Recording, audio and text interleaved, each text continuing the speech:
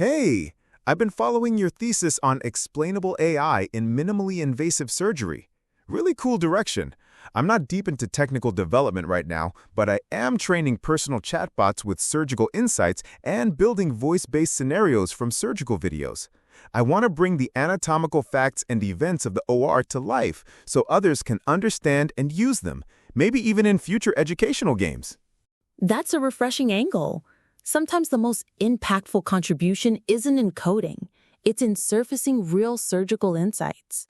Honestly, our biggest challenge is bridging the clinical world with AI design.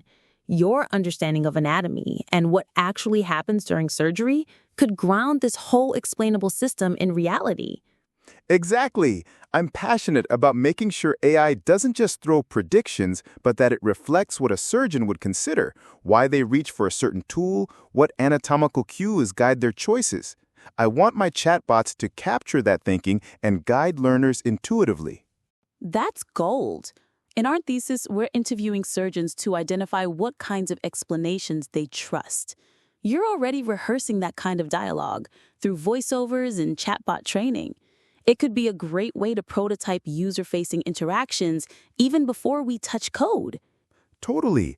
I've built a few character scenarios where the AI walks through what's happening in a laparoscopic scene.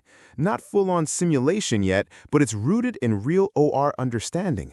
I focus on ergonomic movements, anatomy exposure, and surgical rhythm.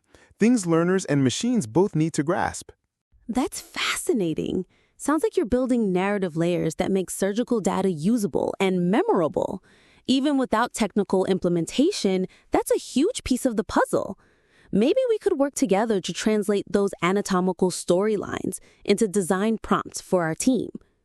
I'd love that. My aim is to sell what I know from the OR, not just facts, but real-world nuance, like why surgeons shift camera angles mid-procedure, or how tension around organs changes their decisions. I've got tons of observations that could enrich what your system tries to explain. Honestly, you're tapping into the soul of surgical data science. It's not just machine learning, it's learning from machines that learn from humans.